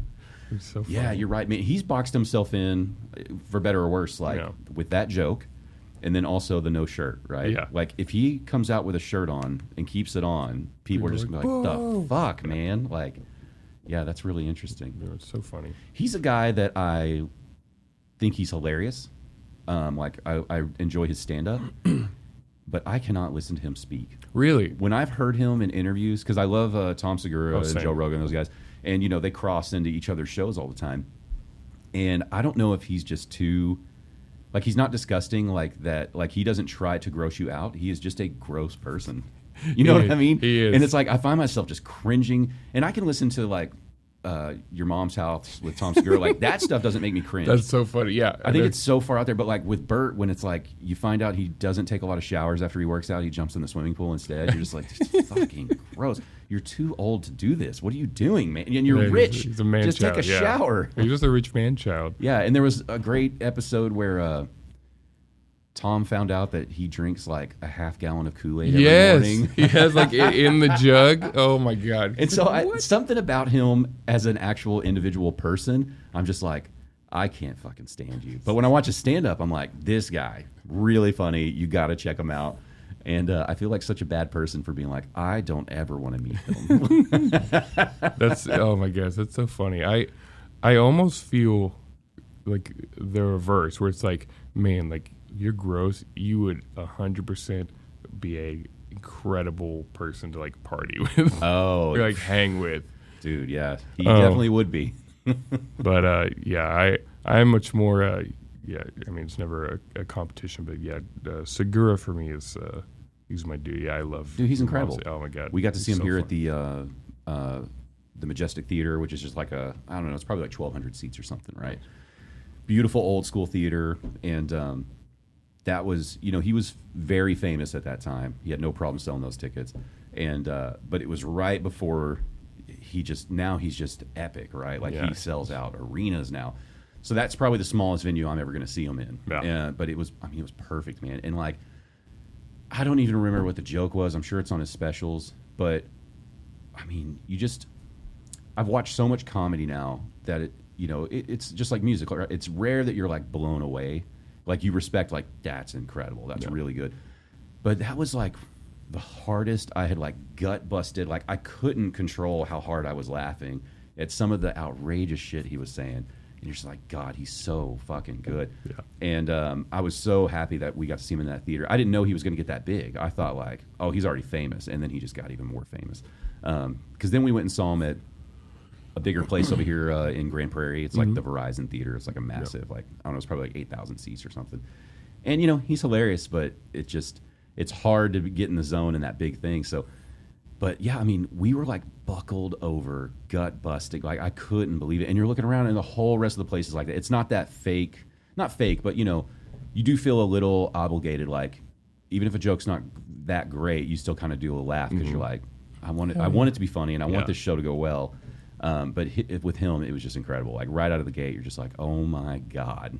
And yeah, it's pretty wild. That's something, I don't know, it's so hard to tap into. What do you think is going to be your perfect ideal career, like venues that you want to play in? Because we're talking about like sizes of venues and scopes of career. Yeah. Like what do you see? Because you talk about mixing it up with the jam band and the acoustic stuff. But what do you see, like, if I get to this point, that would be my perfect career? Yeah, I honestly, like, being able, like, I've always considered, like,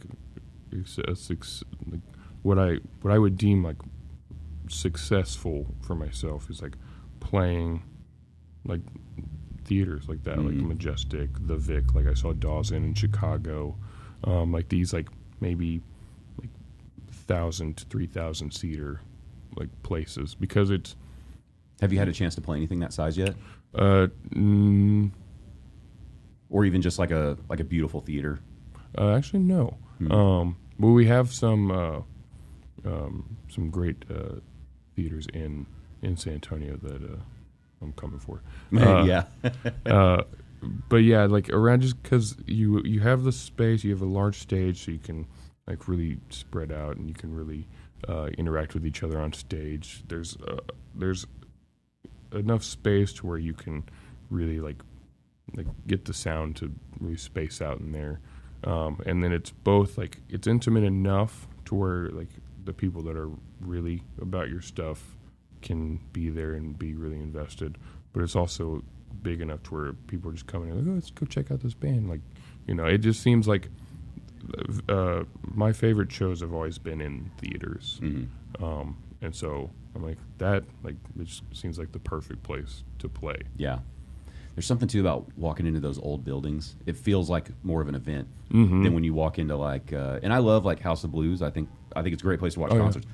But it just feels more like I'm going into a stale building that's meant to have concerts. And whereas those theaters, it's like, should we have dressed nice for this? Yeah. We should put on some nice clothes, right? Performance, it feels like we are doing something this evening. Yeah.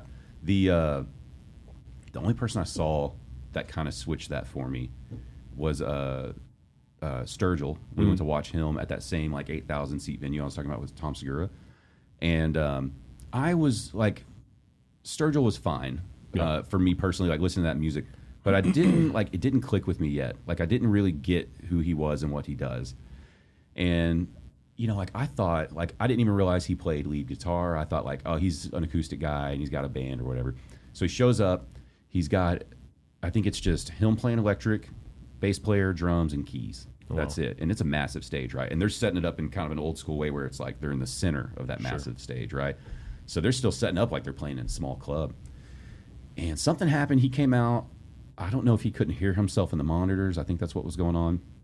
Kept getting frustrated. He got through a song because he had mentioned something like, I hope everything's sounding okay. It's hard to tell how you're doing. And he's like, good thing I'm only in front of like 8,000 people or whatever, and people laugh.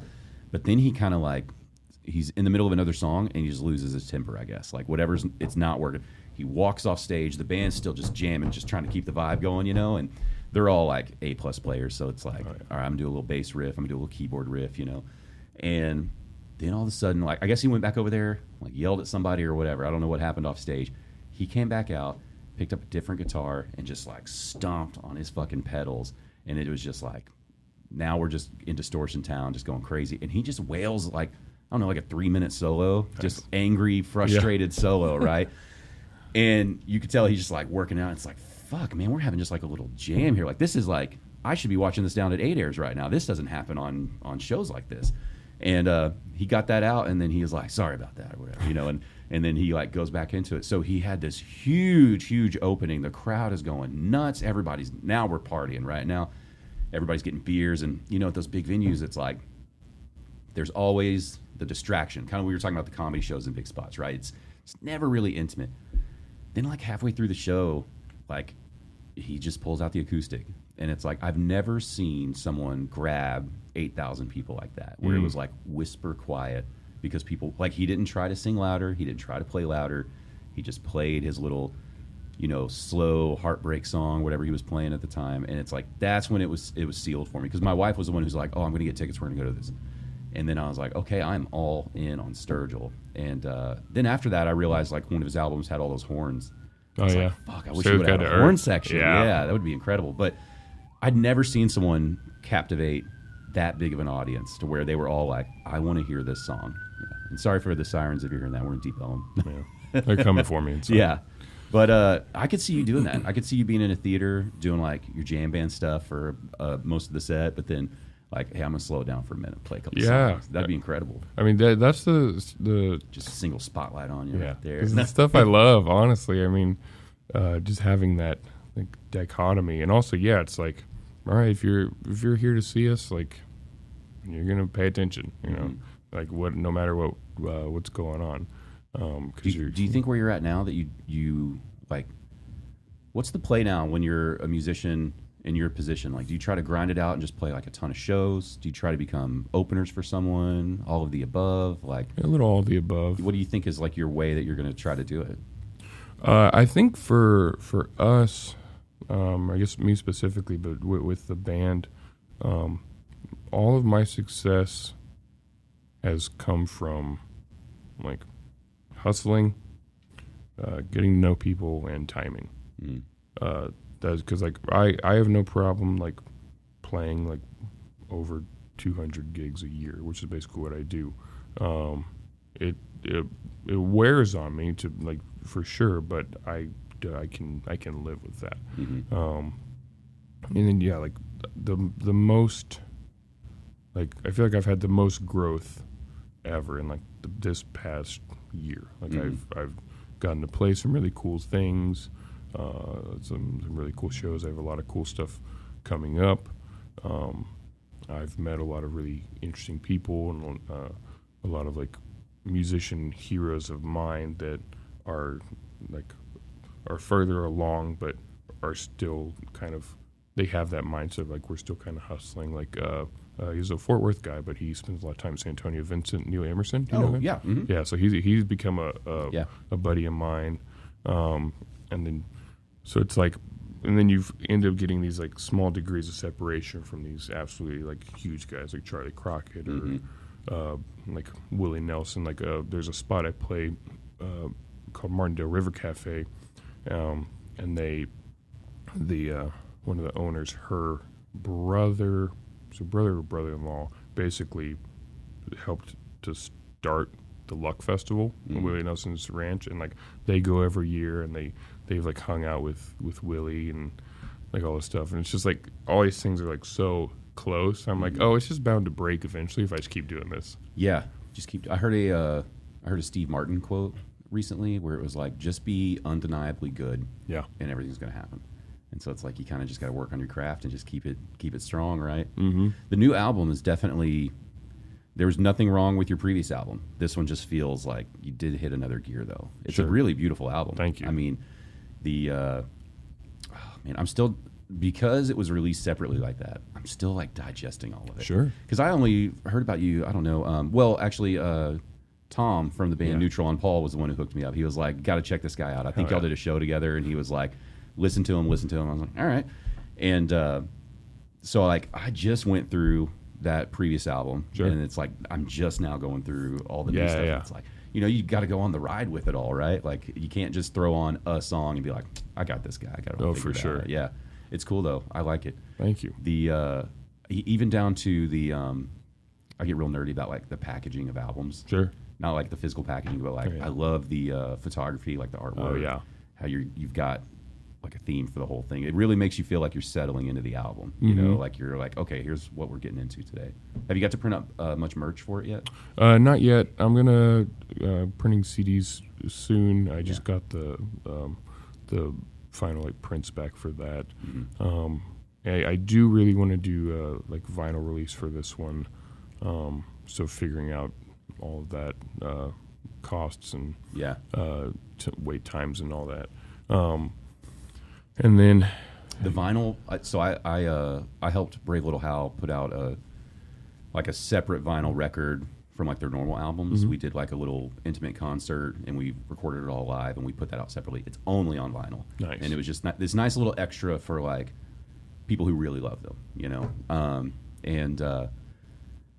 Like the vinyl's definitely so much fun. Like take your time making it, so that when you like hold it in your hands, you're like, this is everything I want. Because the music's already out there, right? You don't have to rush the vinyl. No, yeah, exactly. And because I mean, God, you could probably do like maybe not 7-inch.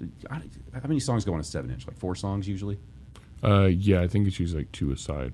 So you could do like your EPs as like limited 7 inches, and then do a full album too. You could have a lot of fun with it. Yeah, printing them up in small runs of just like 100, 200, 300 at a time. Yeah, that could be interesting. Because I was talking to a buddy of mine in San Antonio. He runs a studio down there, and he's like, that's basically like, that'd be like a double album basically, right? And I was like, yes, you're right. Yeah, it could be. Because I mean, most of the songs are, that's true. Like you have longer songs. Yeah, they're like at least 6 minutes long. Like I have a couple, they're like 3.5, 4, but most of them are in that like 5 to 7 minute range, which is funny because it's never something I plan to do. But I always joke with my friends, I'm like, I can't write a song that's shorter than 5 minutes. Like it's not like I have to try to do that. Yeah.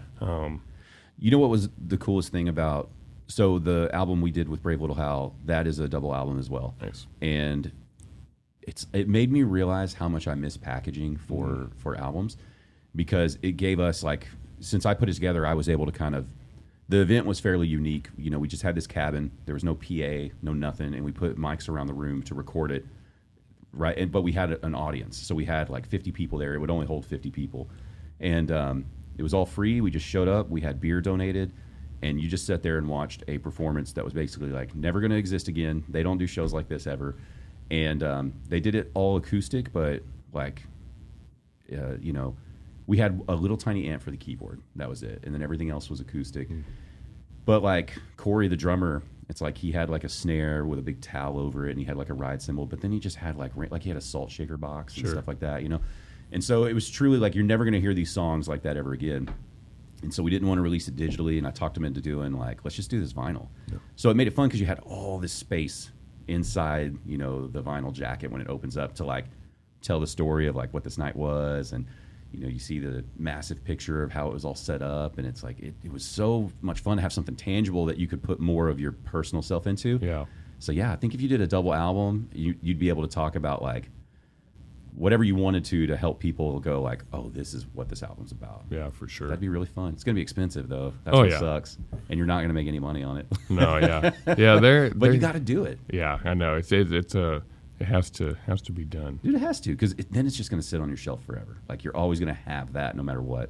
The digital stuff could go away, right? Like Spotify could collapse, and boom, that's it. Nobody's listening. Honestly, yeah. There's some different sites that I'm looking at that basically do almost like a Kickstarter-esque thing, where you get to a certain amount of records sold, and then they'll press it for you. Oh, so like you do like a pre-sale? Mm-hmm. That's great. That's a good way to do it. So that's what I'm thinking of doing. And then like if you don't sell all of them, like you can basically pay for the last like however many if you want. And they'll still end up pressing for you. That's a great way to do it. Yeah. Do y'all have any pressing plants in San Antonio? No, there are. San Antonio is a very DIY city, which is one of the things I love about it. There are a couple of there's a band in town called the Hickoids. I know who they are. Yeah, they're super cool. Yeah. So they basically their like compound, they have like a small little pressing no shit thing that they press all their records on. Yeah, they have like one machine. Yeah, basically. That's incredible. Yeah. That's really cool. Well, I know that's since vinyl's been resurging, like that's been a big problem is wait times. Like it might take you a year to get a vinyl made. So like we have a company that Hand Drawn Records, they opened a plant up here. Yeah. Seems to be doing well. And then, like Third Man, they opened up a new pressing plant too as well. But it's still just not enough. It's like, no, for sure. Yeah, I think people are falling in love with that tangible thing again. Mm-hmm. Yeah, there are a few in Austin. Actually, my buddy Jordan, who you met last night, he works at Hand Drawn. Mm-hmm. Okay, I didn't know that. Yeah, we we talked about hitting him up for doing some pressings there, and he was like, "Oh yeah, we basically are booked until like mid 2023." Yeah, I think I saw. Like, oh, man. I think I saw a like a social media post for them where they were like, they're buying new machines, like they're trying to keep up, and it's like, that's so, first of all, it's so incredible that you can start a pressing plant and actually make it. Yeah, you would think, like if he went to get a loan and was like, we're gonna make records, they'd be like, get the fuck out of my bank. Like, come on, what are you doing? Get out of here, man. So that's incredible to see. Like, you know what's weird though is I almost, and like for anybody thinking about going to Hand Drawn Records, please do. I've never heard a bad thing about them.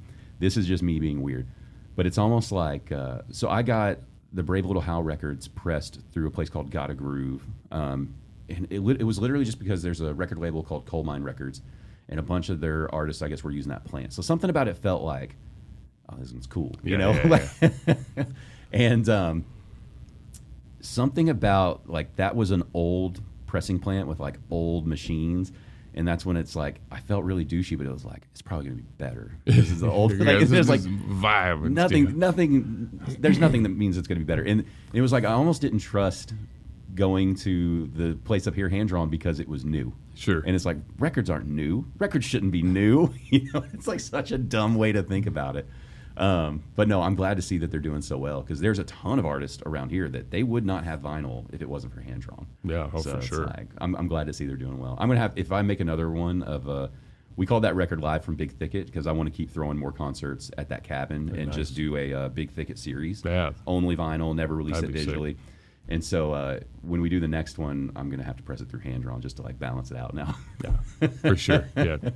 Yeah. It was fun, man. That's I'm just I already have ideas going through about how I would want to do your vinyl record now. Like I'm down. Yeah, that's badass, man. How soon do you think you could get it done? Ooh. Is it just money? Is that the biggest hang up? A little bit. I mean, if I go forward with what do they call it? Diggers Factory, I think it's the company. Mm-hmm. Then really money's not an option. If it's a more traditional route, then definitely. Mm-hmm. So, I mean, for me, it just ends up coming down to can I actually just sit down and do the damn thing? Mm-hmm. But, yeah. Do you were talking about the different gigs you play, like, and we're talking about, growing your fan base. When you play a show like last night with Brave Little How as an opener versus when you play more of a gig, like at I don't know, are you playing at like, like the patio work at like barbecue places and stuff? Do you do those things anymore? Oh, less so. Most of my gigs are like 3-hour stints at breweries or like like I'm playing the Rustic. So when you're doing like a brewery, right? Like when you're playing the Rustic versus when you're opening up for Brave Little How at a show, which one do you think you draw more people from that end up becoming fans? Because I always wonder that, right? It's like, are you playing shows and you're getting a check, but like how many people are really like, who is this? I got to know who this is. Like, or is it better to play at like the Rustic where people feel like, oh, I'm watching this guy at this place. Nobody's probably ever seen him. I'm going to follow him and check it out, Yeah. Do you ever get a sense of like where you pick up more fans at? I mean, usually shows. Yeah. There have been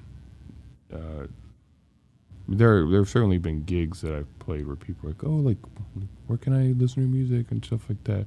But if you're not there to, even if you don't know who's playing, like if you're there to listen to music and the person that is playing is really good, like you're gonna want to follow them. Mm-hmm.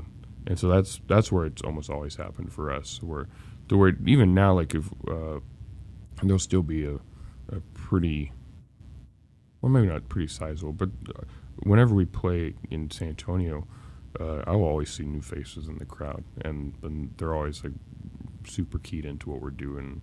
It's a great time. But I will also see people there that I know that know our stuff and dig our music as well. Yeah, so definitely the show is where I find more. Well, I'll end up finding more fans or a wider audience. Yeah, so we just got to get you doing more of that then. Yeah, I mean, I'm certainly down for that. Yeah. Well, dude, I appreciate chatting with you. The last thing I want to mention to you is I was extremely frustrated because your last name is Padier. Yeah. Right? And I was really hoping like you had this beautiful singing voice.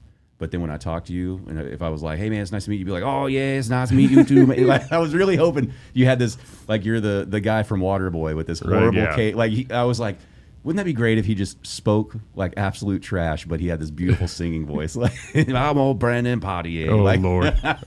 Yeah, no. So please work on that. I'll try my best. I'll try for next time. No, but seriously, thank you so much, man. The new album, all the music's great. The new album's fantastic. I really am so happy I got to watch you perform last night. And now I can check off the solo. Now I got to find a full band show. Yep. And we'll do that. Where's the best place for people to find all your stuff? My website, brandonpadier.com. I mean, I'm on Instagram and the dreaded Facebook. Yeah, I'm all my music is on basically all the platforms: Spotify, Apple Music, Amazon Music, Tidal, wherever. There's other things that I've never heard of that apparently I'm on, which is great. But yeah, the website is where you can usually find where I'm playing next, and there are links to my music and links to like videos of live performances from the band. And yeah, just follow me on Instagram as well as the best place. It's just at Brandon Padier Music, and then that's where I post for Black Gold shows and my own stuff, and post picture of my dog. And yeah. Awesome, man. Again, thank you so much. Of course. We'll do what we can with this show to gain you a few fans. I appreciate it. I'll send you some bananas, okay? Great. Thanks, man. Thank you. The I'm a Fan of podcast, music, comedy, and more.